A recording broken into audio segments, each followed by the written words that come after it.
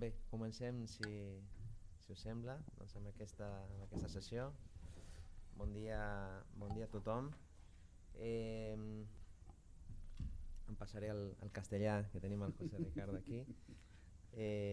Bueno, la verdad que es una sensación contradictoria, ¿no? La de estar hoy aquí. Ahora lo comentábamos con Jordi, porque por un lado, evidentemente, es un enorme placer poder presentar este acto. Es un enorme placer hacerlo con las personas que me acompañan hoy.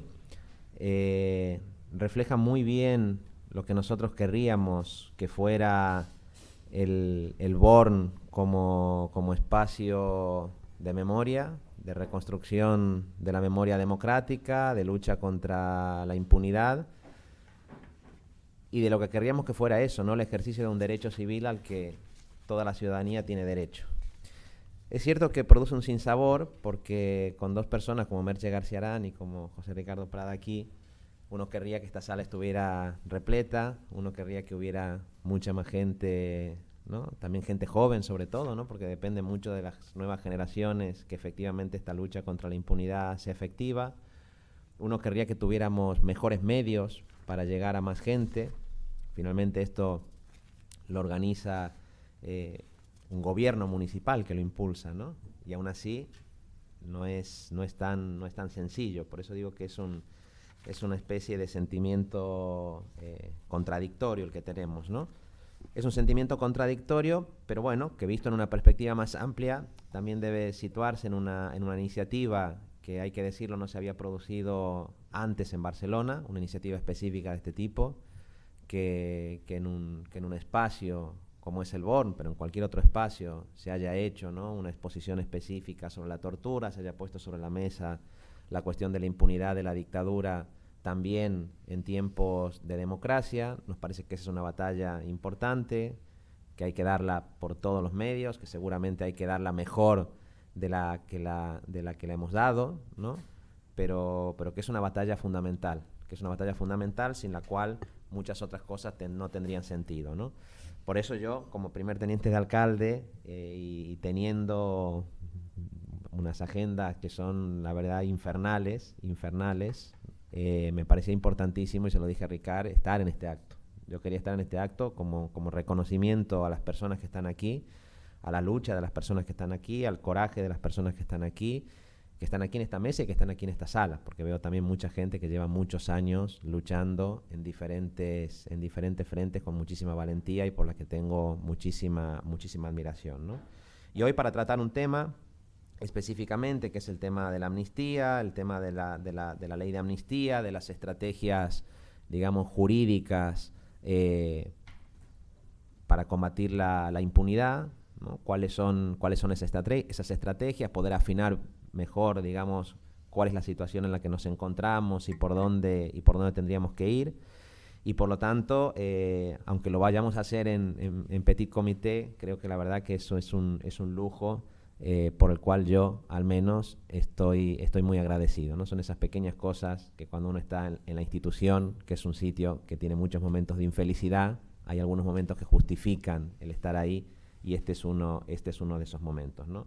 Es uno de esos momentos también por lo que significa en una ciudad como Barcelona, en un país como Cataluña, lo que significa una persona como Merche García Arán, ¿no? A la que tanto le debemos en la lucha por el garantismo penal, por la denuncia del populismo punitivo, por la denuncia de la arbitrariedad, ¿no? del Estado en muchas de sus actuaciones. Forma parte de lo que es la conciencia moral, la conciencia cívica, digamos, de nuestra ciudad. A mucha gente que venimos también del mundo universitario y del mundo del derecho, que existan personas como Merche García Arán, nos ha servido de cobijo, ¿no? Cuando a veces hemos defendido cosas que parecían minoritarias, y por lo tanto, ahora que tenemos la oportunidad, aún en minoría, pero de estar en la administración y estar en el ayuntamiento, yo creo que es justo hacer ese reconocimiento. Y naturalmente, pues es un enorme placer también tener a José Ricardo de Prada aquí con nosotros. Los que están aquí conocen de manera muy amplia su trayectoria. yo que soy una persona que me he formado, a pesar de venir del derecho constitucional, con Luigi Ferraioli, ¿no? Que es uno de mis maestros. Bueno, José Ricardo encarna mucho de lo que, ¿no? de lo que debe ser esa lucha por el garantismo en el ámbito internacional, ¿no? Por llegar a conseguir que los principios del garantismo jurídico trasciendan las fronteras estatales para expandirse en otros sitios, ¿no? No solamente por su participación en el Tribunal por los Crímenes de la ex Yugoslavia, su compromiso con Colombia. Ahora hemos estado en Colombia hace unas semanas, ¿no? Poco después del referéndum que ha generado estas sensaciones, ¿no?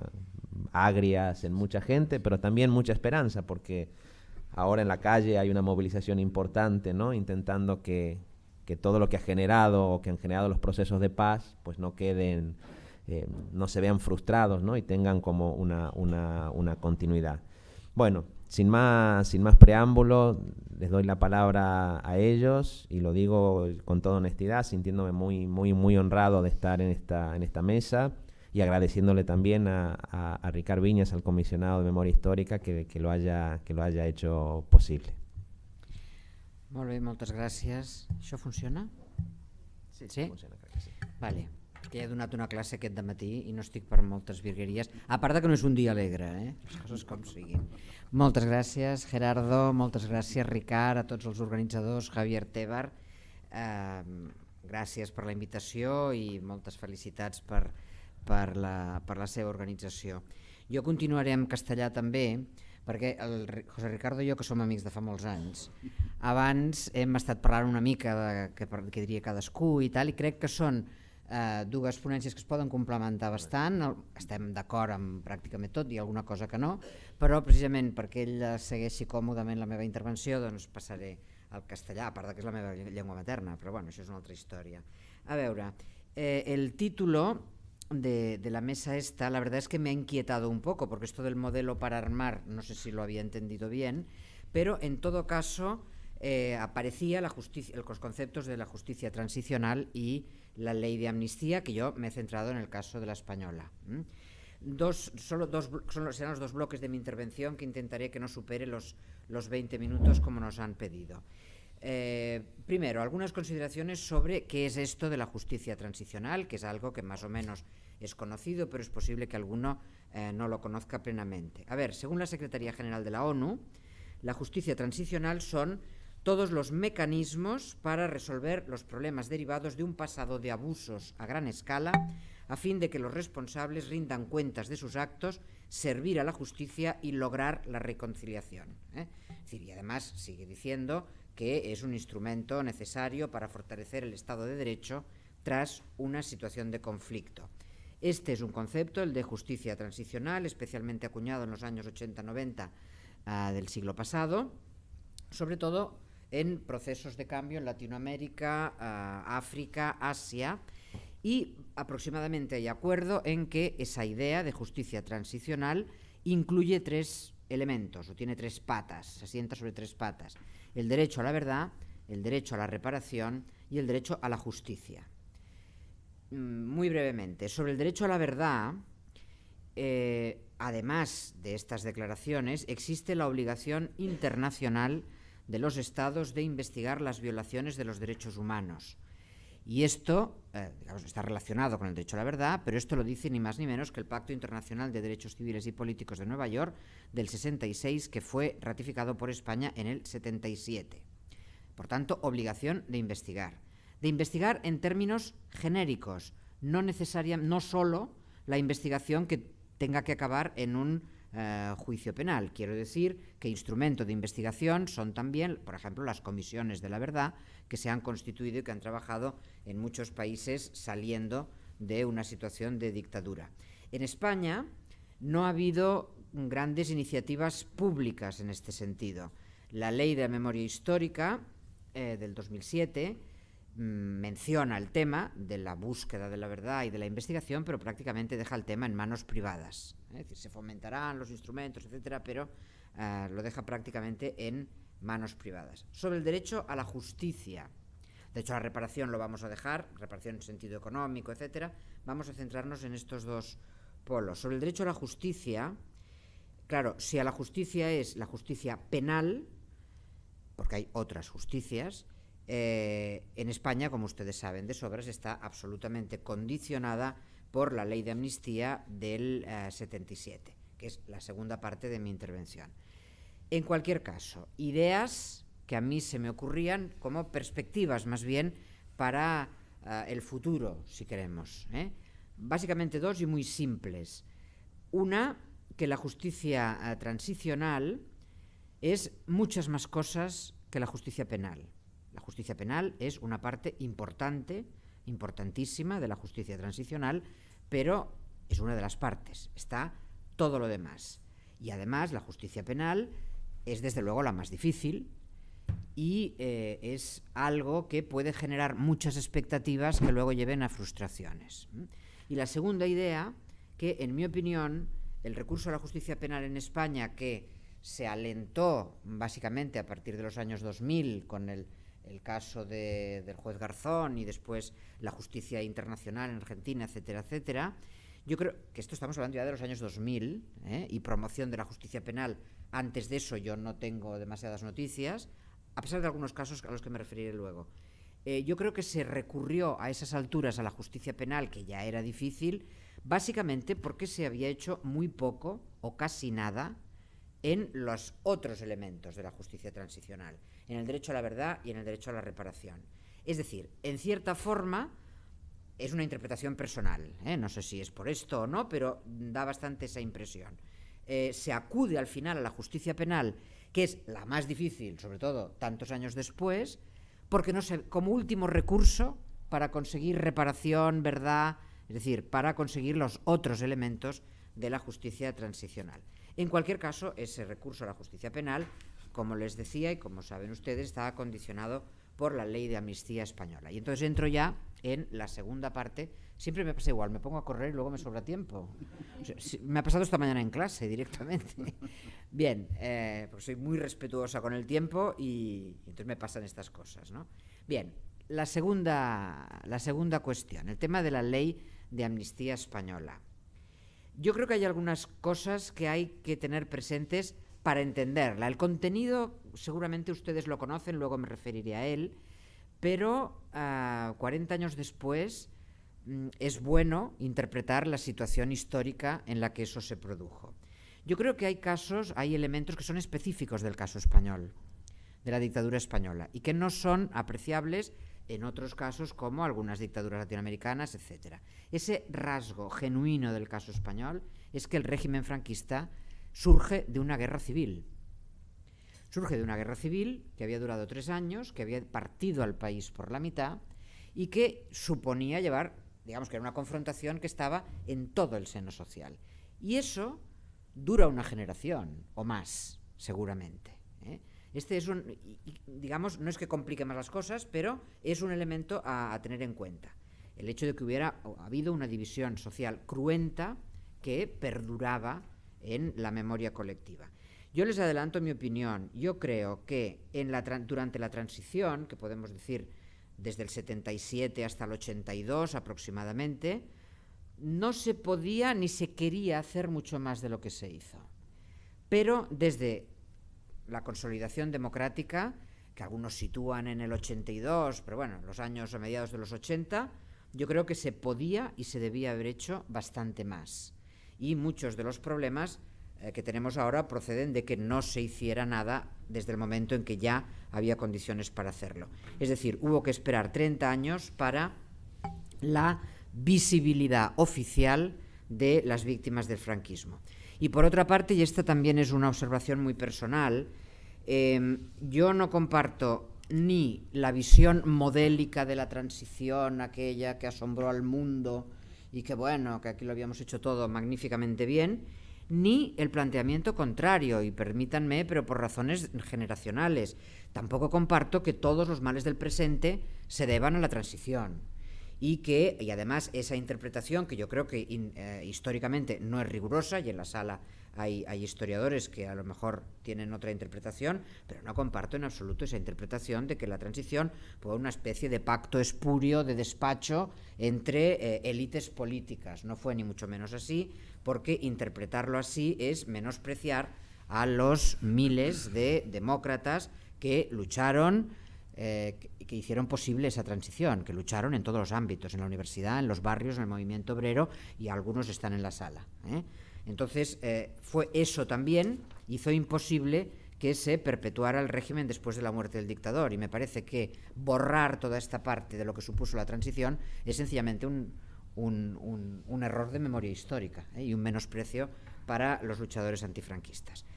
Y entramos ya en la ley del 77 en cuestión. Como ustedes saben, la ley de amnistía es del 77, por lo tanto, y es la primera ley que sale, no la primera, una de las primeras, pero sí que sale del primer Congreso de los Diputados elegido democráticamente. Además, es una ley que había venido precedida de amplias movilizaciones populares por la amnistía de los antifranquistas, muchos de los cuales estaban en la cárcel, que esto también hay que recordarla. Sin entrar en demasiados detalles, porque el texto de la ley luego la tengo aquí, y si quieren ustedes más detalles ya la consultaremos, pero sin entrar en muchos detalles más, se amnistiaban todos los actos con intencionalidad política anteriores al 76. Y concretamente, lo que nos ocupa más en este tema, por un lado, de quienes actuaron con el móvil de restablecimiento de las libertades públicas o la reivindicación de autonomías de los pueblos de España, es decir, los antifranquistas, y por otro, y eso es lo que nos trae aquí, de los delitos, comillas, que pudieran haber cometido las autoridades, funcionarios y agentes del orden público con motivo u ocasión de la investigación y persecución de los actos incluidos en esta ley, es decir, con motivo de la investigación y persecución de los actos también amnistiados, y contra el ejercicio de derechos fundamentales. Bien, esto se ha presentado a veces como una situación simétrica, se amnistiaban a los unos, se amnistiaban a los otros. Yo creo que en esa ley sería más correcto hablar de las amnistías, porque hay dos, que no son en absoluto simétricas, en mi opinión. En primer lugar, los delitos que se amnistiaban a los antifranquistas, Enric Cama, no te m'adormis. Aquí un condemnat. Los delitos amnistiados a los antifranquistas, los delitos de asociación, reunión y manifestación, esos comportamientos, la mayoría de ellos, dejaban de ser delito. Por tanto, amnistiarlos era una pura cuestión de coherencia, dejaban de ser delitos y, por lo tanto, no se podía seguir manteniendo una intervención penal frente a ellos. Y en segundo lugar, en este grupo, la intencionalidad política de sus autores había ganado. Era la que había ganado. En cambio, la otra, la amnistía de los funcionarios y autoridades, etcétera, etcétera, sus comportamientos seguían siendo delito en el Código Penal. No quedaban destipificados. La tortura seguía siendo delito, las amenazas, las coacciones, las lesiones y los homicidios, por supuesto, que son delitos que están en todos los códigos, sean demócratas o de una dictadura, ¿no? Por tanto, aquí ya hay un primer motivo de diferenciación. Ambos grupos reconocían que habían delinquido, exigiendo la amnistía. Los antifranquistas habían delinquido desde fuera del sistema y para cambiarlo. Pero las autoridades franquistas habían delinquido desde dentro del sistema y para perpetuarlo, infringiendo sus propias leyes. Y tuvieron que reconocerlo para conseguir la amnistía. Ese es uno de los contenidos de la ley de amnistía. Pero en cualquier caso, la extinción de responsabilidad de unos y otros se producía. La amnistía extingue la responsabilidad penal. Abro un paréntesis, por eso yo creo que no es correcto hablar para solucionar, digamos ya armando el modelo, para solucionar los casos de impunidad, hablar de derogación de la ley de amnistía. Por mucho que se derogara, la derogación de una ley no hace reviscolar los efectos que hayan quedado anulados por esa ley. Es decir, la derogación vale desde el momento en que se produce hacia el futuro. No reaparecen las responsabilidades penales que habían quedado extinguidas con la ley de amnistía. Vale, 40 años después de todo esto se preguntarán ustedes, especialmente los jóvenes, ¿por qué esta generosidad con los franquistas? Claro, esto es mucho más fácil decirlo 40 años después, ¿eh? En aquel momento el debilitamiento del régimen no aparecía ni muchísimo menos claro, parece mucho más claro 40 años después. En segundo lugar, los antifranquistas desconocíamos el real alcance de nuestras propias fuerzas. No sabíamos hasta dónde podíamos llegar, porque el régimen mantuvo hasta el final su capacidad represora. Teníamos muy escasas certezas, y lo cierto es que la posibilidad de involución se produjo en el 81, pero en aquel momento nos la veíamos venir prácticamente semana sí, semana no. Por otro lado, una depuración de los aparatos del Estado al estilo de los años 40, tampoco teníamos fuerza para ello, ni se podía desmantelar todo el aparato del Estado con escasas posibilidades de conseguir el funcionamiento posterior. Pero sobre todo el elemento que les apuntaba antes, el recuerdo de la guerra civil todavía estaba presente, pese a que se había producido un cambio generacional. Y esto es una cosa que ayer la comentábamos con Ricard, y ya que está aquí el Enric també se'n recordará. Yo se lo he oído decir a Santiago Carrillo. En el Comité Central del PC había hijos de franquistas, y en el SUC també. Així es diu l'Enric. ¿Vale? Es decir, una servidora, sin ir más lejos, cualquier actuación de unos contra otros llevaba la división al mismo seno social, la llevaba a las familias, y desde luego dejaba fuera, es decir, plantearlo sobre una perspectiva de vencedores y vencidos, dejaba fuera a quienes no estaban en esa dinámica. Bien, esta es, en mi opinión, siempre el marco en el que se aprueba la ley de amnistía.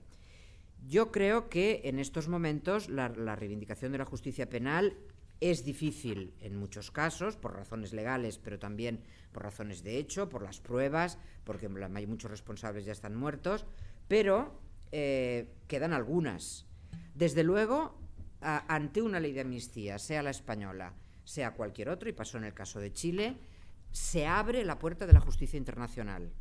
Así como en el caso de Chile nos decían, no, pero son hechos amnistiados. Precisamente por eso puede intervenir la justicia internacional, que interviene cuando el Estado del territorio renuncia a la jurisdicción. Precisamente por esto, que es lo que se hace con una amnistía, la amnistía española desde luego abre la justicia internacional, como está viéndose. También no abramos demasiadas expectativas con los juicios ante Argentina. Pero en España también, ante tribunales argentinos, pero en España también, bueno, algunas cosas quedan. Desde luego yo creo que hay algunos delitos claramente amnistiados en los que, en mi opinión, el recurso que queda es ese de la justicia internacional. Pero hay otros que podrían considerarse no amnistiados, ni prescritos, que son todo el caso de los desaparecidos. La desaparición de personas es un delito que los penalistas llamamos permanente. A veces se dice la desaparición de personas no prescribe. No es verdad que no prescriba. Lo que pasa es que mientras se mantiene la situación de desaparición, no se pone en marcha el reloj de la prescripción. Es decir, no arranca el plazo de la prescripción, pero si algún día arranca, tiene sus plazos de prescripción. ¿Qué ocurre? Que mientras las personas están desaparecidas, por decirlo gráficamente, el delito se sigue cometiendo, entre comillas, y por tanto no empieza a contar el tiempo de la prescripción, pero además quiere decir que se ha seguido cometiendo después del 76, que era el tope de la ley de amnistía. ¿Qué argumentos además ha habido otros argumentos, como el que se utilizó en el caso ante el juzgado de Garzón, que el Tribunal Supremo ha dicho que era posible. Lo que pasa es que dice no lo compartimos. El argumento utilizado entonces de interpretar estos hechos en el contexto, se dice, de los crímenes contra la humanidad, que era un concepto que en el año 77 no estaba delimitado internacionalmente. La primera definición clara de crímenes contra negro sobre blanco de crímenes contra la humanidad está en el Estatuto de la Corte Penal Internacional, porque ni siquiera la declaración del Tribunal de Nuremberg servía para todo. Pero bueno, y no servía para esto. En cualquier caso, esa interpretación y aquí supongo que después lo retomarás tú, solo lo apunto, que la utilizó Garzón. Luego, cuando Garzón fue juzgado por prevaricación, el Tribunal Supremo, al archivar la causa de la prevaricación, dice: esta interpretación es posible, lo que pasa es que no se puede compartir, no la compartimos, pero no dice que no se pueda, que sea absolutamente, por eso dice que no hay prevaricación, ¿no? Bueno, otros casos, lo de los niños perdidos, está aquí el Ricard, que sap molt més que jo d'aquest tema, y casos que fueron reabiertos y que terminaron en absolución por problemas de prueba, o bueno, por las razones que fueran, pero me refiero al caso de Enrique Ruano, al asesinato de Enrique Ruano, que fue asesinado por la policía durante un interrogatorio policial. No estaba amnistiado, el argumento fue: no está amnistiado porque no era con intencionalidad política, que fin, pero la cuestión es que se reabrió en el 89, y la sentencia, tanto de la Audiencia de Madrid como, si me equivoco ya me corregirás, como del Tribunal Supremo, venía a decir que los hechos estaban demostrados, pero no la autoría, que no se podía saber quién de los personajes lo había hecho. Bien, en todos estos casos, por eso digo que yo creo que siguen quedando casos que pueden ser juzgados y que no están amnistiados, aunque realmente el problema será sobre todo de prueba, de localización de los responsables, etcétera, que es por esto por lo que yo digo que incluso siendo posible la justicia penal, la apertura de un proceso penal, a mí me preocupa que a veces se generen demasiadas expectativas, porque a lo mejor aquello no va a poder terminar con una condena. Tiene un enorme valor simbólico que se abra, y no solo simbólico, sino que puede producir otros efectos, genera debate, genera discusión. En el caso de Chile, Pinochet no fue juzgado al final, pero cambió la situación política en Chile. Quiero decir que la apertura de un proceso penal que no pueda terminar tiene un enorme valor, pero a mí me preocupa que se generen demasiadas expectativas, porque a más expectativas, más frustración después. Y esto es una cosa que en otro tipo de delitos se llama doble victimización. Es decir, la víctima lo ha sido primero como víctima y después porque cree que el sistema la ha machacado y la ha dejado de lado. Por lo tanto, cuidado con las excesivas generación de expectativas por lo que digo de las frustraciones. En cualquier caso, y acabo, lo que sí, y acabo por donde casi empecé, a mí me parece, no sé si mucho más grave, pero casi tan grave, yo diría incluso que más grave, el olvido durante 40 años de las otras dos patas de la justicia transicional, que al final no hayamos podido sentar a un franquista en el banquillo. Me parece más grave lo otro, teniendo presente además que torturas las hubo después del 76 y algunos incluso los condecoraron, y no digo nada más. No, eran torturas de antes, pero los condecoraron después. Quiero decir que me parece mucho más grave el olvido, la dejadez en la búsqueda de la verdad, en la búsqueda de la reparación, que los fracasos en la justicia penal, que no les quito importancia, ni digo que la justicia penal no sea importante. Lo que digo es que no focalicemos todo el tema de la justicia transicional en la justicia penal. Es una de las piezas, pero hay que saber que es una pieza difícil que puede generar frustraciones. Y termino con unas palabras de Ana Messuti, que es la abogada de una de las querellantes española en Argentina. Dice Ana Messuti: la justicia que pide su defendida no es la justicia retributiva que castigar a los culpables con la pena impuesta, porque esa justicia no será posible cuando cabe presumir que los culpables han muerto, o cuando no hayan muerto jamás será proporcional al crimen cometido.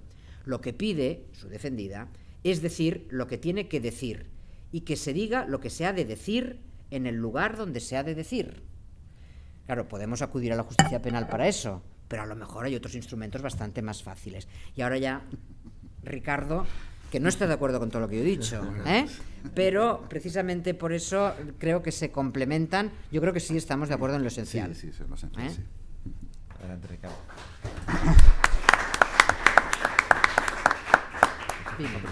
No, creo que no hace falta. No hace falta. Buenas tardes, ya creo, ¿no? A todas y a todos. ¿No? No. ¿Sí? ¿Se oye? Sí. Buenas tardes a todos y a todos. Y bueno, disculpen únicamente que no me pueda dirigir a ustedes en la lengua cooficial, en el catalán. Lo desconozco y por lo tanto, bueno, pues en fin, lo que no se puede hacer, no se puede hacer, aunque les digo que me gustaría. Bien, primero, lógicamente, el turno de agradecimientos, por supuesto, en fin, a las personas primero y luego a las instituciones, a las personas, pues a Gerardo, por supuesto, y también, especialmente, también a Merche, o sea, yo creo que hemos coincidido en multitud de situaciones, sí, amigos, etcétera, y bueno, pues yo personalmente además le rindo una admiración muy especial porque, bueno, pues aparte de ser catedrática, es de las buenas para mí, es decir, o sea, hay muchos catedráticos de Derecho Penal, pero desde luego no todos son de la misma, en fin, y no digo... Vale, ya está. No, bueno, bien, déjame. Vale. O sea, aparte ya yo creo que hay dos cosas fundamentalmente en relación con ella, la calidad, o sea, técnica, científica, por supuesto, el rigor, y luego, por otra parte, su compromiso con los derechos humanos, o sea, con todo eso que se ha comentado. Yo creo que eso es muy importante decirlo y bueno, y ya está, ya no continúo. Vale. En segundo lugar, pues por supuesto, al Ayuntamiento de Barcelona, al BON, etcétera. Y bueno, y como tercera cuestión, antes de empezar mi intervención, es bueno, pues yo siempre lo digo, y no es una cláusula de estilo, ¿eh? Vamos a ver, o sea, yo soy juez en la Audiencia Nacional, magistrado desde hace muchos años, algo así como casi 26 años. Y bueno, pero vamos a ver, es muy importante que tengan ustedes en cuenta que yo aquí vengo como miembro de la sociedad civil y que voy a hablar exclusivamente como miembro de la sociedad civil. Temas en relación con la justicia transicional en España, con el franquismo, los he conocido profesionalmente y, por supuesto, no voy a hablar de ninguno en concreto. Es decir, yo simplemente pues aquí me manifiesto como ciudadano experto que tengo esos ciertos conocimientos. Esto que les podrá parecer una tontería, no es tan tontería. Se lo digo más que nada porque además ha coincidido precisamente, o sea, que la mesa redonda anterior trataba sobre temas de tortura y se comentaba precisamente efectivamente de los compromisos que tienen las distintas instituciones públicas, o sea, para combatir la tortura. Y, bueno, pues precisamente yo he dado muchas charlas sobre estas cuestiones y, bueno, pues, en fin, en el mes de abril pasado di una en el País Vasco, donde puse de manifiesto la existencia de episodios de tortura que no habían sido adecuadamente investigados por los jueces de instrucción. Bueno, esto me ha causado una serie de problemas de toda índole increíbles, o sea, incluido apertura de expedientes por parte del Consejo General del Poder Judicial. O sea, el señor ministro del Interior me dirigió unas lindas palabras llamándome poco menos que miserable, etcétera, etcétera. Entonces, bueno, pues lo que lamentablemente, o sea, lo que vemos es que lo que han comentado en la mesa anterior pues tiene mucha vigencia y, en fin, y es importante que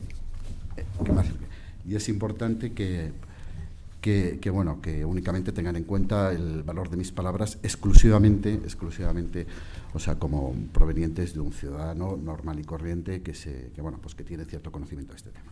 Vamos a ver, ha comentado Merche que efectivamente yo estoy esencialmente de acuerdo en los mimbres fundamentales de lo que ha dicho. Únicamente, pues que efectivamente yo tengo a lo mejor un enfoque un poco diferente, motivado precisamente por mi implicación en este tipo de temas, por razones profesionales, pero también como miembro de la sociedad civil, haber participado activamente en procesos de justicia transicional, ¿no?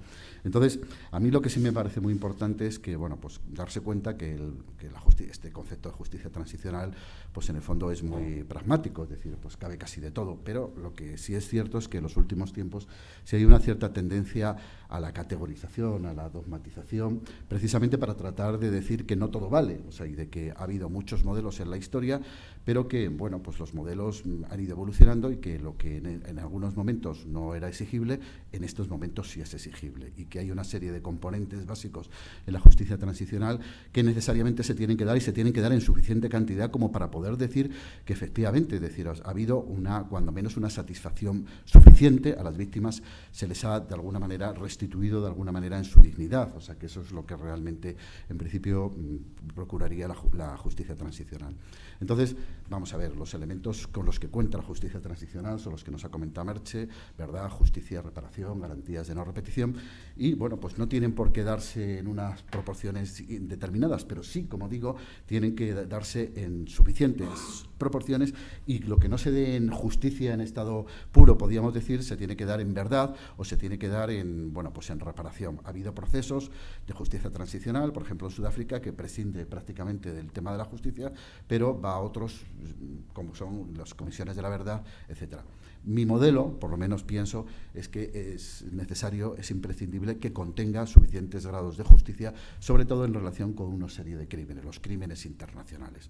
Los crímenes, o sea, de los que son indisponibles, los Estados en realidad no pueden prescindir de ellos, ni pueden impedir, o sea, su persecución de ninguna manera a través de leyes de amnistía ni nada por el estilo. ¿Y estos crímenes internacionales cuáles son? Pues los que todo el mundo sabe. Es decir, en este momento, por lo menos, yo creo que hay consenso en que lo es el genocidio, que son los crímenes contra la humanidad, con las dificultades que nos ha comentado Merche de determinar qué son crímenes contra la humanidad, y los crímenes de guerra, y que aun a pesar de que en este momento hay una cierta tendencia de querer introducir dentro de este concepto también los crímenes de terrorismo, pues probablemente, bueno, pues no son, para mí, evidentemente, de momento no lo son, no lo son en sí mismo, aunque sí lo pueden ser como elementos subyacentes de estos otros crímenes. Es decir, tanto el genocidio como los crímenes contra la humanidad se pueden cometer mediante acciones terroristas, cosa que, por ejemplo, es probablemente lo que está ocurriendo en Siria.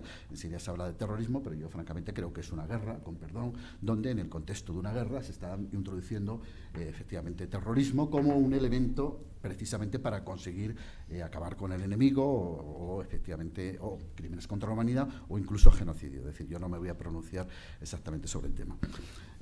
Visto esto, lo que hay que darse cuenta también es que dentro de la evolución ya realmente hay una genealogía de la justicia transicional, pues ha habido los modelos iniciales, al que respondería el modelo nuestro de la transición española y la evolución posterior, y luego pues ha ido evolucionando hacia otras formas mucho más sofisticadas, mucho más complejas, y una muestra de ella, por ejemplo, es el sistema colombiano que en este momento se está discutiendo, todo el tema de la Jurisdicción Especial para la Paz en Colombia, muy interesante, que nos lleva, bueno, lo que pasa es que no nos podemos meter en él.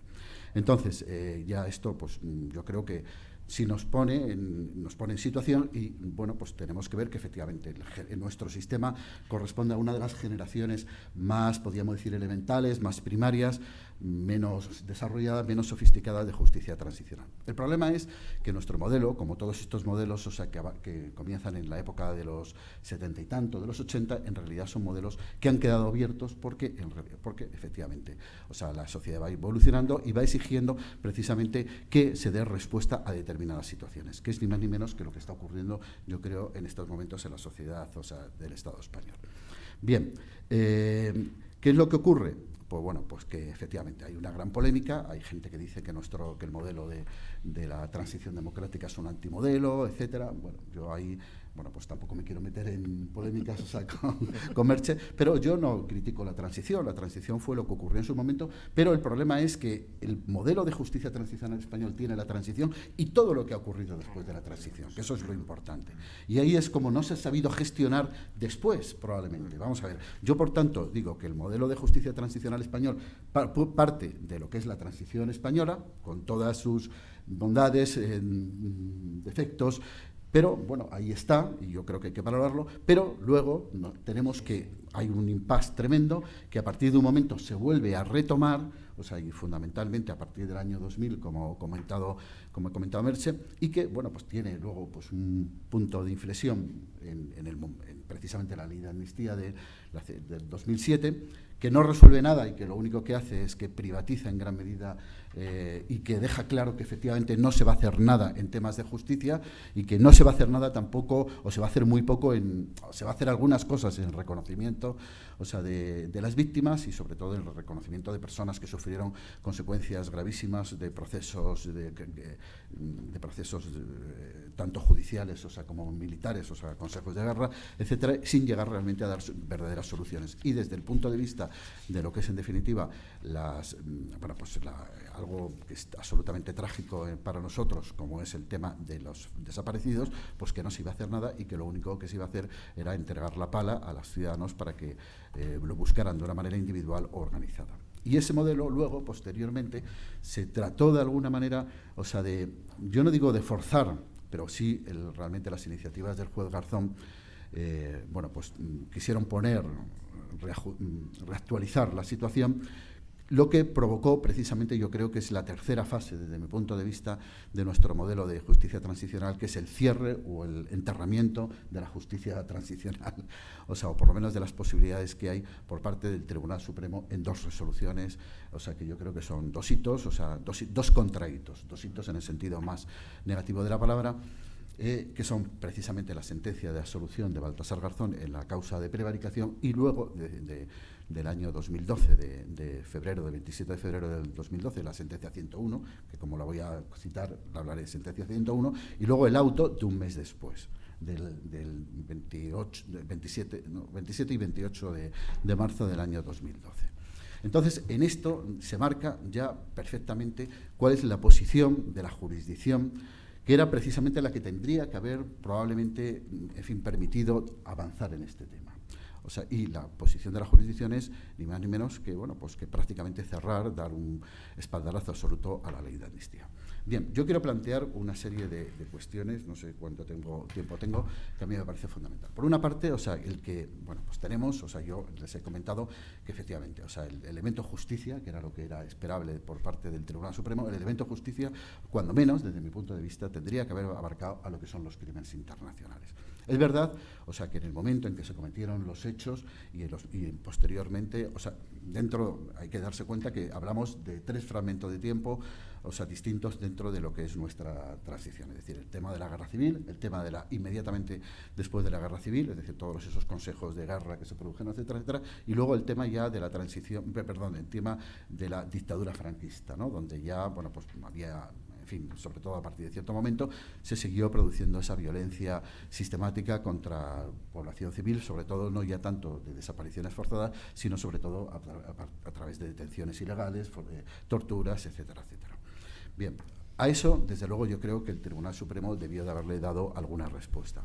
Tenemos, desde luego, que en cuanto que efectivamente constituían crímenes internacionales, ya fueran, descartemos el genocidio, es decir, hay un problema de calificación jurídica que está ahí, donde los juristas no se ponen muy de acuerdo, pero cuando menos yo creo que hay un cierto consenso en que desde la perspectiva del derecho penal internacional, no digo desde la perspectiva del derecho penal interno, sino desde la perspectiva del derecho penal internacional, cuando menos esos hechos serían crímenes contra la humanidad y o crímenes de guerra, de los relativos a la guerra civil, debieron de haber, como digo, tenido algún tipo de respuesta por parte del Tribunal Supremo. Vamos a ver, existe, es verdad, un gran debate, pero bueno, pero yo lo que pongo de manifiesto es que existe el debate, que el debate está ahí, que el debate tiene que ser resuelto y que no puede ser resuelto de mala manera entre lo que es el derecho internacional penal o el derecho penal internacional y el derecho interno que se ocupa del derecho penal internacional. De qué manera influyen uno en otro y de qué manera nuestro ordenamiento jurídico, pues bueno, pues en el momento de recoger ese derecho penal internacional lo hace bien, lo hace mal y, sobre todo, cómo podemos interpretar los tribunales este tema. Es decir, si los tribunales tenemos margen, o sea, si los tribunales tenemos que ajustarnos a una visión estrecha y limitada del derecho penal a la hora de aplicar el derecho penal internacional. Eso es un debate muy complicado donde probablemente ni siquiera Merche y yo nos pondríamos muy de acuerdo. Es un tema extraordinariamente complejo, pero sobre todo a mí lo que sí me interesa es poner de manifiesto que es un tema abierto y que no es un tema zanjado y que es un tema, o sea, que nosotros le damos una solución, pero que hay otros juristas en otros países que le dan otra solución y que no es un tema para nada acabado, por mucho que nuestro Tribunal Supremo haya dicho que no.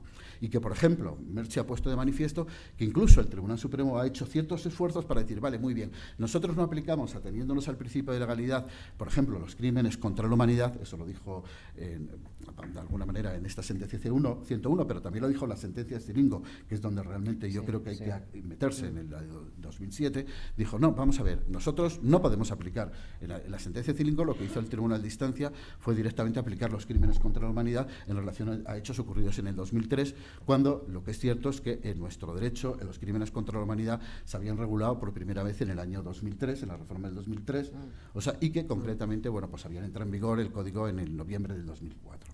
Entonces el Tribunal Supremo dijo, vale, muy bien, no vamos a coger y vamos a aplicar directamente los tipos penales que además en el ámbito internacional son consuetudinarios, hasta cuando nos ha comentado de alguna manera Merche, que es precisamente el reconocimiento por parte de los tribunales internacionales, o sea, los tribunales pero claro, específicamente para Ruanda y Yugoslavia en aquel momento, pero la Corte Penal Internacional para todo el mundo, y es cuando parece que efectivamente ha adquirido ese carácter de jus cogens internacional, estos crímenes internacionales, pero hasta ese momento eran simplemente derecho internacional consuetudinario, con todo el problema que eso implica.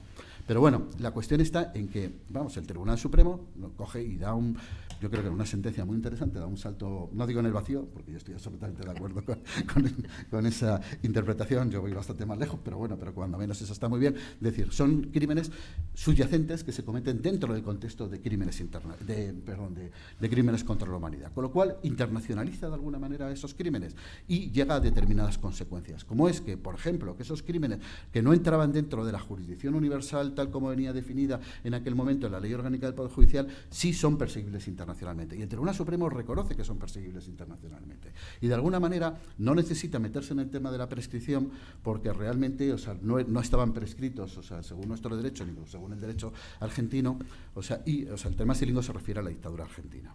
Entonces, claro, la cuestión está en que el Tribunal Supremo no se mete, pero probablemente las consecuencias que hubiera tenido que llegar al Tribunal Supremo es a decir, vale, muy bien, si asumimos la condición de crímenes en ese contexto, tendríamos que asumir que son crímenes imprescriptibles, porque estos crímenes, o sea, porque existen derecho internacional consuetudinario, porque nosotros no hemos firmado el Tratado Internacional sobre la imprescriptibilidad de los crímenes de lesa humanidad, etcétera, etcétera, pero por lo menos desde el punto de vista del derecho internacional consuetudinario y cierta parte del derecho estatutario que nosotros no asumimos por no haberlo ratificado, están ahí y por lo tanto serían imprescriptibles. Y bueno, pues como también probablemente pues asumir, en fin, que también serían no susceptibles de ser amnistiados, etcétera, etcétera. Pero claro, el problema es que de alguna manera el Tribunal Supremo no se pronuncia sobre esa cuestión, pero por ejemplo, directamente sí deja sin efecto la ley de amnistía argentina. Cuando condena al señor Stilingo, el señor Stilingo había sido amnistiado. Había una ley de punto final y de obediencia debida, o sea, en Argentina, y de alguna manera que todavía no estaba en aquel momento anulada, o sea, y que efectivamente el Tribunal Supremo Español considera que de alguna manera, o sea, esa ley no es aplicable ni puede afectar a estos no se manifiesta expresamente, lo hace tácitamente porque no necesita tampoco hacerlo. Pero bien, la cuestión está en que el Tribunal Supremo, este planteamiento que tuvo en el 2007, ya no lo tiene en el 2012, en el caso de la absolución de Baltasar Garzón y en el auto posterior. Entonces ya ahí lo que se pone es podríamos decir, muy estricto, muy cicatero con el principio de legalidad penal, muy cicatero con el tema de la irretroactividad de las leyes penales, o sea, acude a su propia jurisprudencia sin tener en cuenta que estos son crímenes internacionales, o sea, sin tener en cuenta que, por ejemplo, algunos de ellos, como ha comentado Merche, o sea, en realidad son crímenes, o sea, que tienen unas características muy particulares. En aquel momento ya España había ratificado, aunque no había publicado en el Boletín Oficial del Estado la ley el Tratado Internacional de Desapariciones sobre desapariciones forzadas, con lo cual de alguna manera, vamos a ver, o sea, ya era aplicable, aparte de que existía la Declaración de Naciones Unidas, o sea, que sí tiene ese carácter de, podríamos decir, en fin, por lo menos, no sé, no me atrevo a decir que sea jus cogens internacional, pero bueno, pero sí tiene un valor internacional reforzado, podríamos decir, ¿no? Y entonces, bueno, pues sí pudo haber tenido en cuenta que esas desapariciones forzadas, por lo menos interpretarlas en el sentido de que, bueno, pues solamente empieza el plazo de prescripción en el momento en que la persona se descubre los restos mortales o se encuentra la persona o cuando menos se puede identificar un resto mortal determinado, ¿no? Entonces, ese hito, por ejemplo, lo desconoce y lo ningunea de alguna manera el Tribunal Supremo, de la misma manera que el Tribunal Supremo también llega a determinadas conclusiones que pudieron ser aceptables en relación, por ejemplo, a los crímenes cometidos durante la Guerra Civil, pero probablemente, no probablemente, es decir, es absolutamente incierto la presunción de que todos, o sea, me estoy refiriendo a la presunción de que todos los posibles autores hubieran fallecido y era imposible encontrar posibles autores. No es cierto, es decir, o sea, precisamente la juez Servini de Cumbría, en este momento, en Argentina, está tratando tratando de perseguir a personas vivas de precisamente las situaciones que se produjeron, posibles crímenes contra la humanidad que se produjeron durante la época del franquismo, con lo cual, o sea, ese argumento que dio el Tribunal Supremo es un argumento falaz, o sea, no es cierto, o sea, que las personas, o sea, que los posibles autores de los hechos hayan podido fallecer, ¿no? O sea, todos. Entonces, luego, en fin, podríamos decir, el elemento definitivo del Tribunal Supremo es cuando dice, no, es que la ley de amnistía en cualquier caso ya sería lo que definitivamente cerraría la puerta a cualquier persecución, ¿no?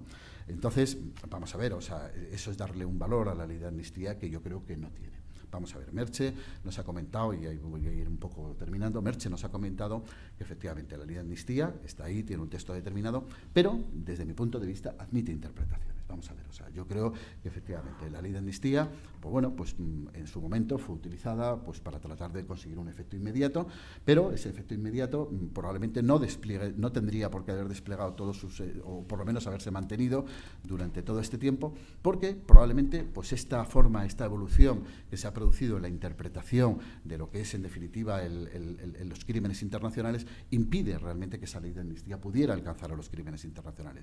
Entonces el gran debate en este momento es si la ley de amnistía es una ley de punto final o no. O sea, y el problema es que esta cuestión de resolver si la ley de amnistía es una ley de punto final o no, o sea, es un tema que probablemente, bueno, pues nos pilla muy lejos a la jurisdicción de a pie, podríamos decir, y que probablemente es un debate que tendría que asumir el Tribunal Constitucional, es decir, y dar una respuesta, la única que a mí me parece, o sea, que sería precisamente decir, no es una ley de punto y final, porque admite interpretaciones que le dan precisamente, que permiten la persecución de los crímenes internacionales. Yo no soy partidario, porque yo francamente creo que es peor la anulación, porque implicaría efectivamente, o sea, que no se podría utilizar la retroactividad. Pero yo lo que sí me planteo es la posible inconstitucionalidad de la ley, o mejor dicho, no la inconstitucionalidad, sino una interpretación constitucional, de la ley de amnistía. Entonces yo creo que esa interpretación la permitiría perfectamente los propios términos de la ley, en los términos que nos los ha comentado precisamente Merche. Vamos a ver, la ley habla, o sea, de crímenes de intencionalidad política. Vamos a ver, o sea, yo me niego a asumir que los genocidios, los crímenes contra la humanidad, o sea, y los crímenes de guerra sean crímenes de intencionalidad política y sean crímenes abarcables, o sea, por la ley de amnistía. O sea, y que por otra parte las disposiciones que se establecen en relación a las autoridades, funcionarios públicos, etcétera, etcétera, pudieran abarcar además esto. Yo francamente pienso que no, que de ninguna manera. Luego, por otra parte, también, bueno, pues hay otros artículos de la ley que son bastante inquietantes, porque aquí damos por supuesto que se ha extinguido la responsabilidad penal, pero lo que viene a establecer la ley es de una manera muy compleja, que yo no sé qué interpretación, probablemente la extinción de la responsabilidad penal, pero yo le daría muchas vueltas a esto. O sea, porque lo que dice es que extingue la responsabilidad criminal de las penas impuestas o de las penas que se podrían imponer, no de los delitos, sino de las penas impuestas o que se pudieran imponer, lo cual en definitiva, o sea, nos puede llevar a decir, bueno, oiga, mire, pues vamos a ver, o sea, a lo mejor efectivamente lo que establece esta ley es que, bueno, pues a la gente, pues habrá que darle a lo mejor, o sea, que la responsabilidad criminal no, pero bueno, eso no implica que efectivamente, o sea, haya que establecer la responsabilidad criminal, o sea, hay que establecerla, hay que determinarla, sobre todo si lo ponemos en conexión con el artículo 9, que habla de que en cualquier caso esto le corresponde a los jueces y en el ámbito de los procedimientos judiciales. O sea, con lo cual efectivamente ahí tenemos una conexión que nos permite llevar y decir, no, mire, vamos a ver, es que esto de los procedimientos judiciales es absolutamente básico para ver si efectivamente podemos o no podemos aplicar la ley de amnistía, o sea, y además, en cualquier caso, o sea, no serían amnistiables determinados delitos y en cualquier caso de ser amnistiables, lo que se haría es que bueno, pues a lo mejor efectivamente lo que nos dice Ana Messuti al final, o sea, en el bonito texto que ha leído Ana Messuti, es una maravilla, escribe fenomenalmente bien, entonces la verdad es que da gusto leerla. Bueno, entonces expresa también los conceptos. O sea, Ana Messuti nos los está diciendo, dice, bueno, si yo en el fondo no estoy pidiendo cárcel para nadie. O sea, que es en el fondo también lo que se está planteando en Colombia en relación con determinados sectores. Yo lo que estoy pidiendo es restauración. Yo lo que estoy pidiendo es reparación. O sea, y ahí evidentemente que la justicia asuma ese carácter reparador, ese carácter restaurador. O sea, es posible. O sea, lo que tenemos que dar cuenta es que existen mecanismos, vamos a ver, textos internacionales, O sea, textos internacionales, algunos en definitiva como tratados, otros declaraciones internacionales, que efectivamente están ahí. O sea, algunos son derecho internacional estatutario, otros, o sea, cuando menos conformarían, bueno, pues en definitiva un derecho constitucional internacional, que están ahí. El problema fundamentalmente es, o sea, ¿quién aplica eso? ¿De qué manera se aplica eso? ¿Los jueces lo podemos aplicar? Pues por supuesto que los jueces lo podemos aplicar. El problema es, nuestro sistema constitucional tiene perfectamente establecido cómo se asume, cómo se introduce un tratado internacional en nuestro derecho. Pero lo que no tiene dicho es de qué manera, por ejemplo, el derecho internacional constitucional se introduce en nuestro derecho. ¿Y quiénes son los operadores jurídicos que tienen que introducir el derecho internacional constitucional? O sea, y yo, por ejemplo, asumo que los jueces somos parte del Estado, los jueces somos Estado, y los jueces podemos aplicarlo, y lo podemos introducir, y lo podemos poner en relación con el resto de las normas jurídicas. Entonces, vamos a ver, esto es un tema, esto es una potestad que tenemos, y bueno, pues efectivamente existen las posibilidades de control, o sea, por parte de otros tribunales, existe podríamos decir, una progresión jurisdiccional con el Tribunal Constitucional y con el Tribunal Europeo de Derechos Humanos más allá, o sea, que realmente yo creo que tiene muchas cosas que decir con respecto a esto. Entonces, bueno, pues para mí, por ejemplo, la interpretación constitucional, o sea, una posible, poner al Tribunal Constitucional en la diatriba, en la dificultad de tener que pronunciarse, que hacer esa interpretación constitucional, de aplicar ese derecho internacional, yo creo que sería básico el decir, no, mire, vamos a ver, es que el Tribunal Europeo de Derechos Humanos ha prohibido las amnistías, hay sentencias que así lo dicen expresamente. Entonces el Tribunal Constitucional tendría que pronunciarse, y si no lo hace, porque yo creo que todo el mundo tenemos una cierta desconfianza en la composición actual del Tribunal Constitucional, ahí evidentemente eso sí abriría probablemente la vía del Tribunal Europeo de Derechos Humanos a este respecto, ¿no? De todos modos, lo que es muy lamentable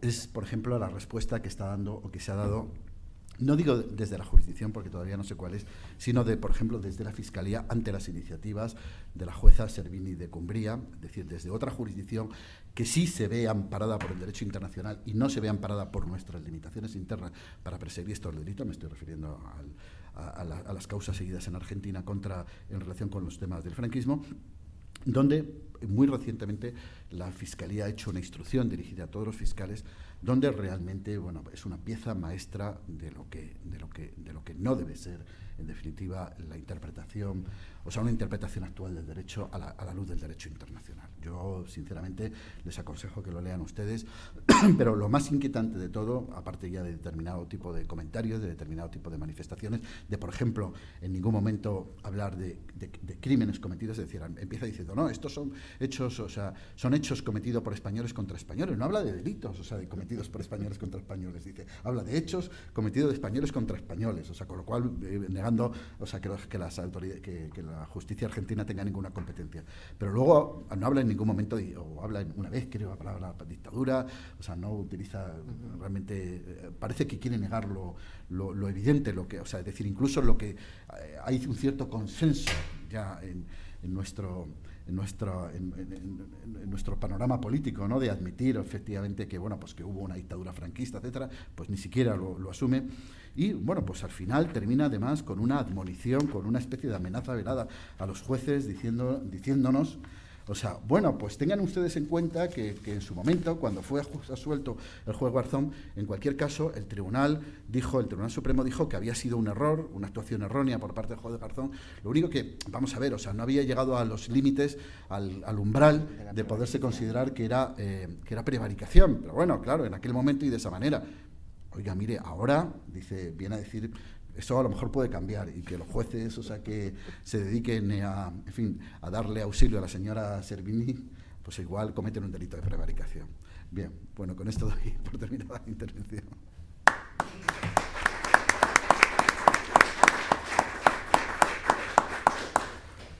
Bueno, molt bé. Ara entenc que s'obre un petit torn pel debat. Jo malauradament no em puc quedar, haig de marxar ara mateix. No sé si el Jaume Sens, que està aquí, es pot ajudar a moderar el debat.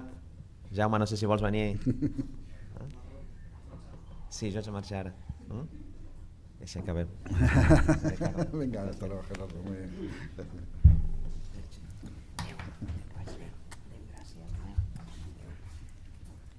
Hola, Jaume. Hola. Bé, ja que em toca moderar, volia fer una pregunta i un comentari. No he sentit a la Merche, però sí que la seva brillant intervenció. Me paso al castellano. Hoy no es un día para el optimismo después de los resultados electorales en Estados Unidos, pero sí que me gustaría saber vuestra opinión en el contexto que se ha abierto nuevo por los resultados electorales en muchas ciudades del Estado, con los municipios del cambio, en este ámbito concreto, porque hemos creado una red recientemente de ciudades contra la impunidad del franquismo, donde más allá de hacer labores de sensibilización y de denuncia a la impunidad del franquismo, asumimos el compromiso de trabajar acciones concretas penales, ¿no? Una es la personación en la causa argentina, y la otra es impulsar. La idea era estudiar, en cada ciudad se comprometía a estudiar un caso para presentar en los tribunales. El primer caso que se ha presentado es el de Vitoria, la matanza de Vitoria, de los obreros que se encerraron en una iglesia, los 6... La calle es mía. Exacto, la calle es mía. Sí, porque Fraga tenía una responsabilidad política en ese caso, ¿no? Esa es una causa que se ha presentado en los juzgados de instrucción de Vitoria, y ahora nosotros nos planteamos pues hacer lo mismo en Barcelona y en las otras ciudades, ¿no? Entonces yo ahí veo, a raíz de un poco lo que se comentaba ahora, ¿no? Que los jueces tienen dos posibilidades. Una es plantear una cuestión cuando tengan esta querella. Una, evidentemente, es archivar, ¿no? En base a la sentencia del Supremo. La otra es realizar la investigación en base a la interpretación, ¿no? que ahora nos estaba defendiendo, que permite, ¿no? Iniciar la investigación. Y la tercera es una cuestión de inconstitucionalidad, elevar al constitucional, lo que estabas planteando, ¿no? de llevar el debate constitucional, que veo que tiene pues un elemento en contra, que es la sentencia del Supremo en el caso Garzón, pero tiene varios elementos positivos. Uno, la de Schilling, que estabas comentando tú, y después la otra, aparte de la jurisprudencia de Estrasburgo, evidentemente, la de una sentencia del Constitucional del 86, que es la única sentencia donde se aborda la cuestión de la ley de amnistía, y ahí da como ciertas pautas de interpretación el Constitucional en ese momento, que puede permitir defender esa tesis de que en verdad no era una ley de punto final, sino que lo que habla es que es una ley pensada precisamente para una ley reclamada por las izquierdas democráticas, y que está pensada precisamente por los delitos contra el franquismo. Lo dice bastante claramente, ¿no? Para defender la constitucionalidad. De hecho, el Constitucional viene a defender la constitucionalidad de la ley, y no es punto final. Esta ley permite, no sé si lo desarrolla, sí, por eso habla de otro sistema, es decir, refiriéndonos a otro, es decir, deja claro efectivamente que marca una especie de punto de inflexión esa sentencia clara entre lo que era ese ahora y ese antes, ¿no? Y la legitimidad de determinadas acciones, es decir, contra el otro sistema, ¿no? Y de alguna manera, sí, pero lo que pasa es que, bueno, que es una sentencia muy... No, bueno, que bien, tampoco la tengo ahora muy presente, ¿no? Pero la pregunta era eso, sí. ¿Cómo veis ese nuevo escenario? Los jueces enfrente a esas acciones con el actual contexto del mundo judicial, y esa amenaza, iba a decir velada, pero no, esa amenaza directa de la Fiscalía, una posible salida. Yo veo más una salida precisamente para un juez. Es más difícil que inicie la investigación un juez que se lo crea, que no que plantee una cuestión de constitucionalidad, incluso para evitar esa amenaza de la Fiscalía. Oiga, yo tengo aquí unas dudas, la sentencia del Supremo, por favor, Constitucional, diga algo, que sería el paso previo para ir a Estrasburgo. O sea, no tenemos ninguna expectativa en que el Constitucional mantenga la coherencia con esa sentencia, ¿no?, del 86, pero sí que eso nos permitiría ir a Estrasburgo. Yo creo que esa es la única vía que hay ahora mismo abierta, ¿no? Y también con el referente, que lo hablábamos ayer también, de la sentencia de la Audiencia Provincial de Barcelona en relación a los bombardeos, ¿no?, sufridos por la ciudad, que también es un precedente importante cuando habla precisamente de la cuestión del hecho biológico, ¿no?, porque los hechos son del 36, y hay personas vivas, como tenemos un aviador identificado, y en esa sentencia precisamente habla de eso, ¿no?, que eso no puede ser una hipótesis de trabajo, se tiene que certificar las muertes y no puede ser un impedimento, ¿no? O sea, no sé cómo veis ese contexto que estoy dibujando. Vamos a ver, o sea, yo he tratado de hacer una especie de esbozo general sin meterme en el caso concreto, entre otras cosas, porque soy juez, y entonces no puedo pronunciar sobre cuestiones, o sea, planteadas así tan concretamente como me las planteas, ¿no?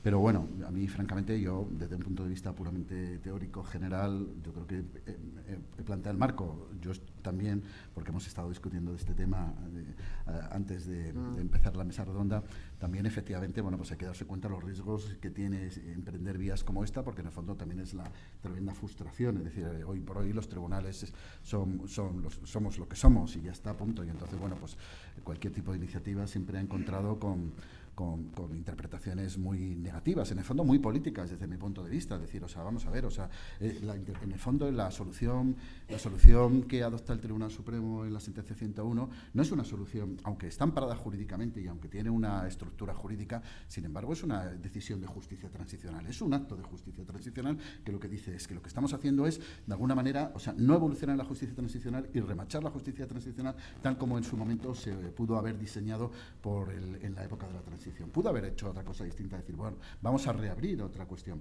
Yo, fundamentalmente, el problema es que, bueno, los jueces, en el fondo, pues bueno, pues tenemos los mecanismos, o sea, vamos a ver, los jueces, vamos a ver, mejor dicho, las partes, o sea, tienen los mecanismos y los jueces, en realidad, resolvemos sobre la base de la legalidad. Lo que pasa es que, en el fondo, yo creo que antes o después hay que dar una solución al tema de la justicia transicional, o sea, del Estado español. O sea, eso es indudable.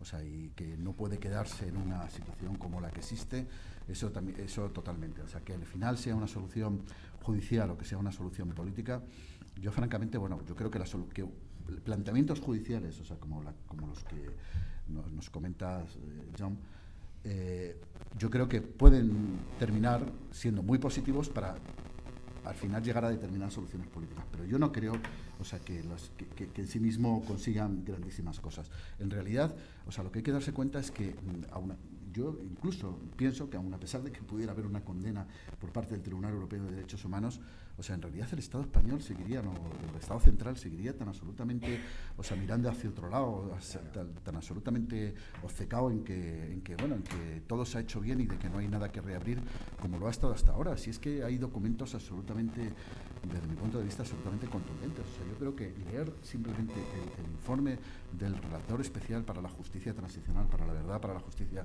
y tal, o sea, hecho en el 2014, o sea, que se lo aconsejo que lo lean ustedes, es de una tal, o sea, es tan contundente, poniendo de manifiesto que el sistema español es un sistema, o sea, que en algunas cosas ha funcionado, pero que en temas de justicia y en temas de verdad, que son los dos puntos centrales, es muy deficitario. O sea, leerlo, o sea, tendría que haber puesto rojos a todos los gobernantes españoles, y sin embargo no han hecho absolutamente nada. O sea, no se ha avanzado prácticamente en nada. O sea, y a lo mejor efectivamente decir, bueno, pues lo que yo ahí recojo las palabras, o sea, un poco iniciales de Merche, bueno, pues lo que se ha hecho es, bueno, pues buscar vías judiciales para tratar de solventar lo que tendría que haberse solventado desde otras vías, ¿no? Entonces, bueno, pues bien, a mí me parece que cuando no tenemos otra cosa, pues las vías judiciales, pero yo francamente tengo la aspiración a que efectivamente no nos pongan en la tesitura a los jueces de tener siempre que estar, vamos a ver, en que el juez, o sea, en la propuesta que yo les planteaba, que el juez tenga que aplicar directamente el derecho internacional consuetudinario, es de un riesgo extremo para el juez. Es de un riesgo extremo para el juez. O sea, efectivamente, y por eso les leía yo, decir, eso, pues probablemente al final, o sea, pues lo que obtenga es una querella por prevaricación por parte de la Fiscalía, y que se defienda de eso. ¿Y quién le va a defender al juez? La sociedad civil. O sea, sí, vamos a ver, o sea, los jueces somos tremendamente vulnerables. O sea, los jueces, en fin, tenemos un sistema, o sea, bueno, pues aparentemente un sistema institucional que nos protege, que nos dota de independencia, pero eso es absolutamente incierto. O sea, y yo lo digo con experiencia propia. O sea, entonces, bueno, pues, en fin, las situaciones están ahí, el marco teórico está, y bueno, yo no sé. A ver, es lo que preguntabas a los dos, ¿no? Sí. Muy brevemente. A ver, quiero aclarar, yo creo que es que estamos mucho más de acuerdo de lo que parece. A ver, yo antes he dicho que no había que focalizarlo todo en la justicia penal, que era la más difícil, que no era lo único que había y tal, porque yo soy penalista y cuando hablo de justicia penal hablo de un señor, y tú también eres penalista, que se sienta en un banquillo y que al final termina condenado. Claro, si es esto, la justicia penal que esperamos aquí, yo creo que los ciudadanos les tenemos que decir que tenemos muy pocas posibilidades, ¿eh? Otra cosa es acudir a la justicia penal como instrumento de justicia restaurativa, no transicional, sino restaurativa, que es un poco lo que dice Ana Messuti y en lo que estamos de acuerdo. Es decir, yo creo que la justicia penal, aunque no acabe en una condena, el hecho de que se ponga en marcha, lo que hemos dicho antes de Pinochet, ¿no?, tiene sus efectos y puede dar satisfacción a mucha gente. Lo que pasa es que eso hay que explicarlo, eso hay que decirlo.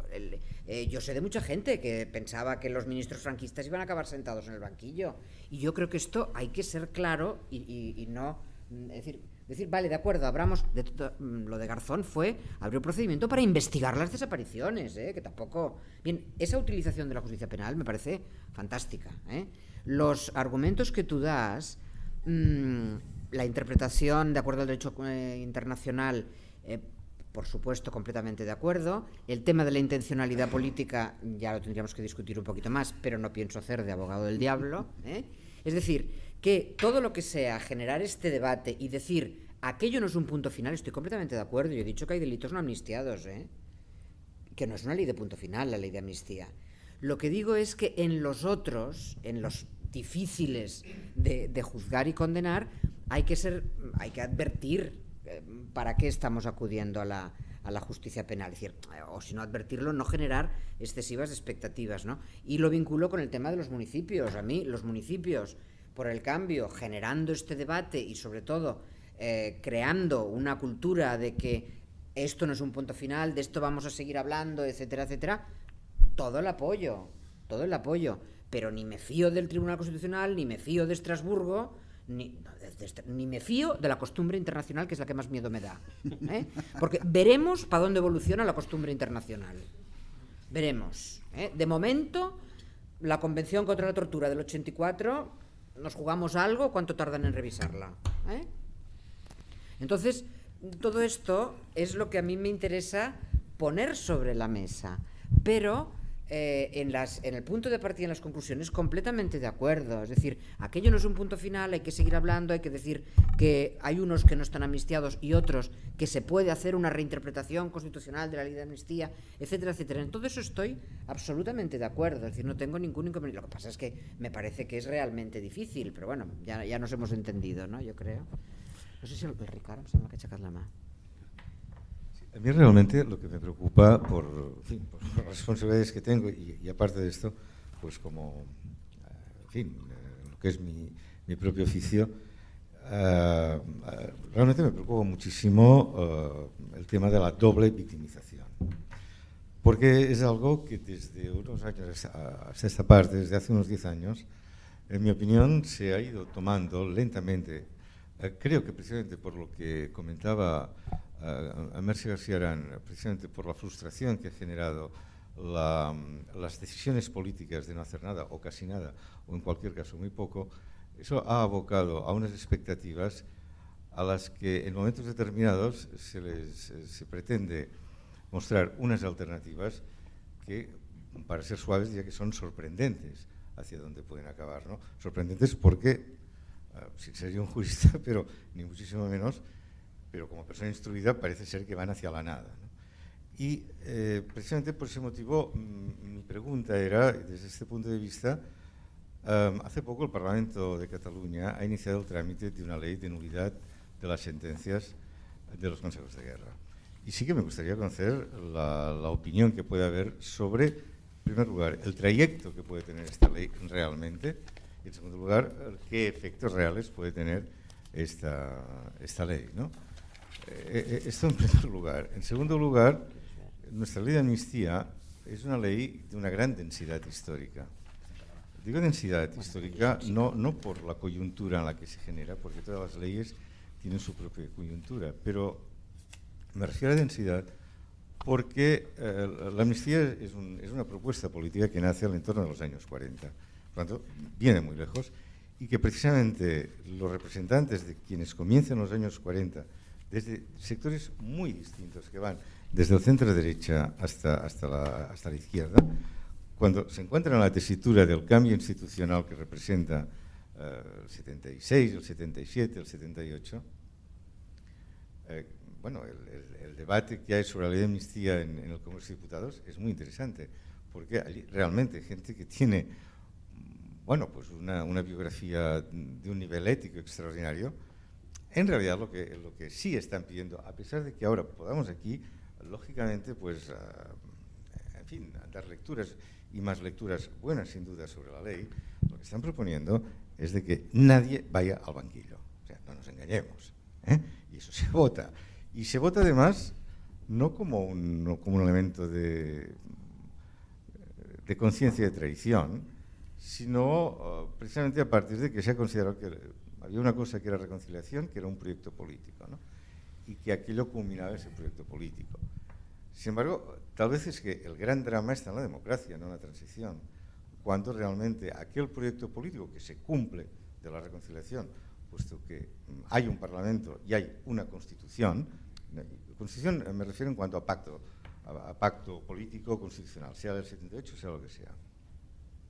Bueno, a ver, un Parlamento y una Constitución son las expresiones reales, institucionales, ciertas y además simbólicas de lo que es una reconciliación.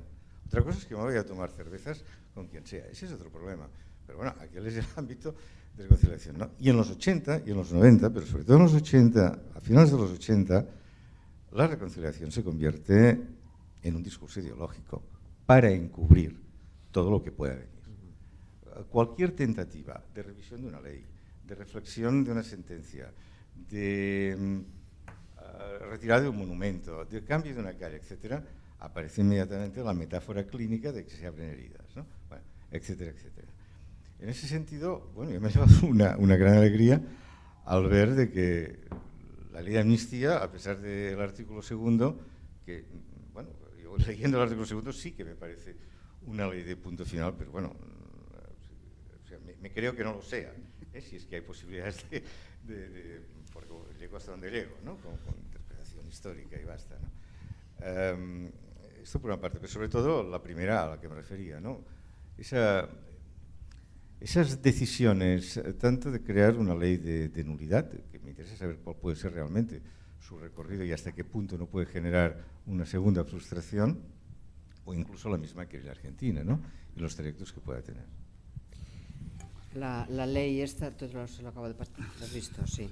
A ver, és que sempre em toquen a mi les respostes antipàtiques, carai, sí, ho sento. A ver, yo creo que el Parlamento de Cataluña no puede anular sentencias de órganos estatales, creo, ¿eh?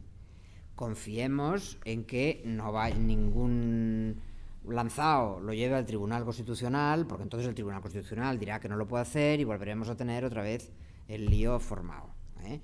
Yo creo que esto no se puede hacer. Otra cosa es, porque además da un argumento que yo, si en la exposición de motivos, que yo creo que no es verdad, porque viene a decir que con el Estatuto de Autonomía del 32, el de la República, la Generalitat tenía competencias en materia de justicia.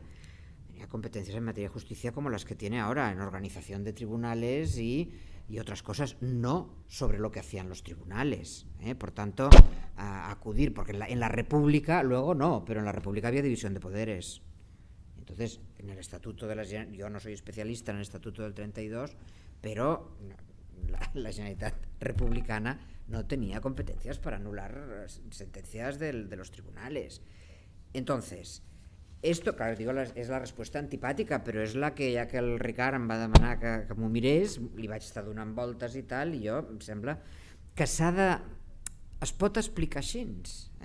Ahora, dicho esto, bueno, puede jugar algún papel, es decir, la proposición de ley tiene 2 artículos y una disposición final. En el primero se declaran nulos y sense cap efecte jurídic todos los consejos de guerra sumarísimos y las correspondientes sentencias instruidos por causas políticas en Cataluña por el régimen franquista de acuerdo con el bando del 36 y tal y cual. Y el número 2, que el Departament de Justícia de la Generalitat de Catalunya, d'acord con la presente ley, emetrà a sol·licitud dels processats o dels seus familiars una certificació, un certificado de nulidad del procedimiento y la sentencia correspondientes. Es decir, si esto no va al Constitucional y no es anulado y tal, efectivamente la Generalitat de Cataluña les puede dar a quien lo pida un certificado diciéndole que aquella sentencia es nula.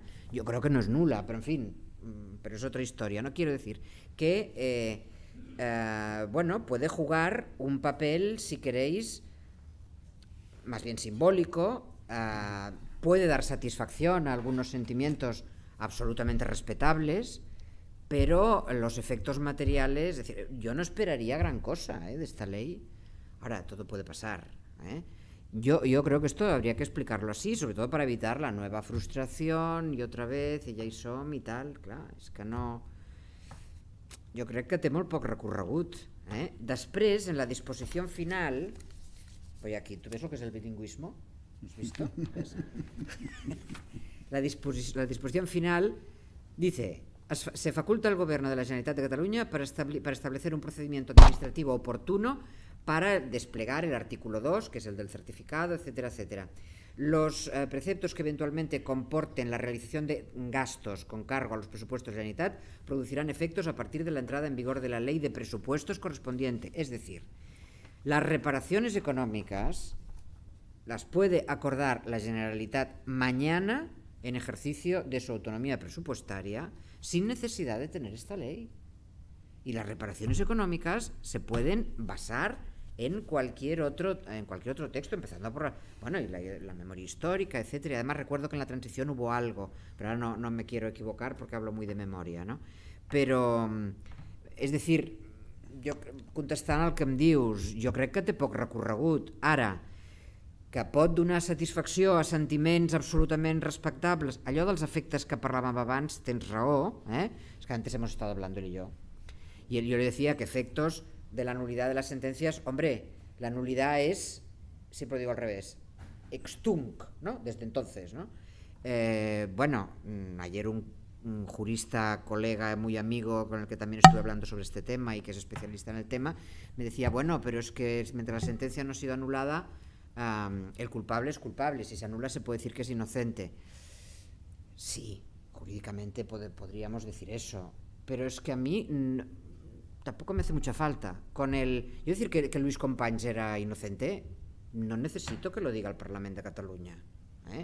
Ahora, antes Ricard me planteabas que después ya he estat pensant, los efectos civiles de estas sentencias, decía, propiedades que fueron incautadas basándose en una sentencia del Tribunal de Represión de la Masonería y el Comunismo, etcétera, etcétera. De responsabilidades políticas, vale. Sí, es verdad, esos son efectos. Los efectos penales ya no tienen remedio. Es decir, ya se han pronunciado, el que estuvo en la cárcel ya estuvo. Es decir, se le puede dar un reconocimiento, pero el efecto ya no se puede anular. Se puede anular haciendo una ficción jurídica, diciendo esto no ha ocurrido para el derecho, ¿no? Ahora, en el tema de las consecuencias civiles es verdad, pero yo después, me lo tendría que pensar un poco más despacio porque tampoco soy civilista, pero a mí me da la impresión de que con la declaración de ilegitimidad de los juicios de la ley de memoria histórica, los jueces civiles podrían actuar. Me da la impresión.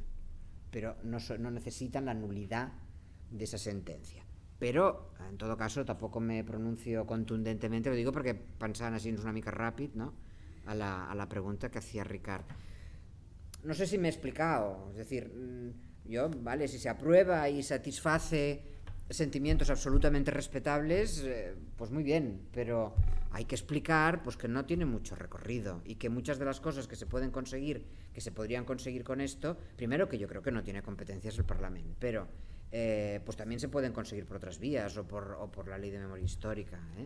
En fin, no sé si t'he deixat satisfet, pero... Bueno, mi conocimiento de este proyecto de ley o es de ahora. Sí, es muy limitado. Y únicamente, vamos a ver, o sea, yo coincido prácticamente en esencia con Mercedes, con Merche. Vamos a ver, yo entiendo que vamos a ver, el grave problema lo tenemos precisamente porque la ley, la 57, bueno, la del 2007, la ley de memoria histórica, que tampoco se llama así. No, el memoria para no hablar de larguísimo, lo tengo aquí, pero un texto exactamente mucho más largo que el propio contenido de la ley. Bueno, vamos a ver, la ley esta en realidad lo que establece pues es lo que todo el mundo sabe, es decir, la profunda injusticia de las condenas, o sea, producidas en los consejos de guerra y en estos tribunales políticos, en una palabra, de represión política, y luego por otra parte la ilegitimidad, ¿no? Entonces, de los propios procesos y de los tribunales, creo que dice exactamente. Entonces, la verdad es que al final, bueno, pues este reconocimiento en el fondo lo que viene a decir es que como si realmente, o sea, esas resoluciones no hubieran existido. Sí, claro. El problema es exactamente, efectivamente, que bueno, que no hay ninguna... Vamos a ver, los juristas nos ponemos muy pejigueros con eso de precisamente tiene que haber, todo tiene que estar declarado y tiene que haber un procedimiento de declaración de esa cuestión. De momento, en el ámbito de la justicia estatal, o sea, pues no se ha obtenido, porque cuando se ha pretendido hacer por vías, por ejemplo, de la revisión de las sentencias penales, pues no se ha conseguido, pero no se ha conseguido precisamente porque en el fondo se han utilizado argumentos muy falaces, ¿no? Como decir, oiga, es que en realidad usted no tiene que quejarse de nada porque es que no ha existido, vamos a ver, ya se ha declarado la injusticia, tal, no sé qué, y el Tribunal Constitucional ha venido a decir más o menos lo mismo. Pero claro, el problema fundamentalmente es que lo que se busca es un acto jurídico a partir del que se puedan producir consecuencias jurídicas, ¿no? Y en ese sentido, efectivamente, estaría el tema de esta declaración de nulidad. En la fórmula buscada yo creo que no es muy jurídica y sobre todo es muy problemática. Yo francamente creo que lo que, desde mi punto de vista, a lo mejor algo menos simbólico es que si quiere, efectivamente, o sea, se quiere obtener aquí en Cataluña, o sea, unos efectos jurídicos, lo que se tiene que decir, bueno, pues esta declaración es de tal, o sea, todos los efectos tendrán el valor de nulidad de la sentencia y entonces a partir de ese momento, pero tendrán el valor, pero no declarar en sí mismo la nulidad, porque yo creo que eso está fuera del ámbito competencial y lo único que crea es precisamente pues una especie de situación de tensión que no va a ningún lado. O sea, lo que pasa es que los efectos que se quieren buscar, yo creo que en gran medida sí se pueden obtener por vía de lo que son puramente reparatorias. Es decir, el problema fundamentalmente está en que en situaciones consolidadas, o sea, que hay terceros por medio, desde luego lo que está claro es que a los terceros no les puedes de ninguna manera, o sea, imponer una nulidad dictada establecida sobre la base de esa ley, ¿no? Yo francamente creo que eso no es posible. Pero bueno, desde el punto de vista de que efectivamente dar consecuencias indemnizatorias, reparatorias, yo creo que eso sí es factible y a mí me parece bien, o sea, que haya una ley que diga, no, tendrán efectos de nulidad, o sea, serán nulos, es decir, no como inexistentes, como que nunca, y se explicite muy bien lo que la ley de la memoria histórica no dijo, ¿no? Y lo que los tribunales estatales tampoco han dicho de una manera muy clara, ¿no? Ni muy contundente, ¿no? Pero bueno, yo hasta ahí donde puedo emitir mi opinión. Lo que pasa, y esto me ha traído a la memoria cuando estuve viendo, y además en una conversación que tuvimos ayer y tal, era el tema de efectivamente, es decir, o sea, del artículo 6 de la ley de amnistía, lo que habla son de las consecuencias criminales, o sea, de las responsabilidades criminales de las penas. Pero no dice nada de las responsabilidades civiles subsiguientes a los delitos. O sea, que eso es un tema que queda abierto y habría que ver efectivamente, porque tú no puedes decir a alguien, no, mira, es que no se ha declarado la responsabilidad penal, tiene que usted que ir a la vía civil, porque claro, eso implica la prescripción. Entonces el problema es, o sea, que estarían prescritas todas las acciones civiles si se actúan independientemente, pero el problema es que tú necesitas un momento de declaración de que se ha extinguido, o sea, de que ese hecho ha quedado amnistiado, expresamente amnistiado, para que tú tengas a partir de ese momento un plazo legal para poder plantear la vía civil. Sí. Eso, pero bueno. Pues si os parece, lo dejamos aquí. Muchas gracias a todos por la asistencia y sobre todo a los Gràcies a tothom.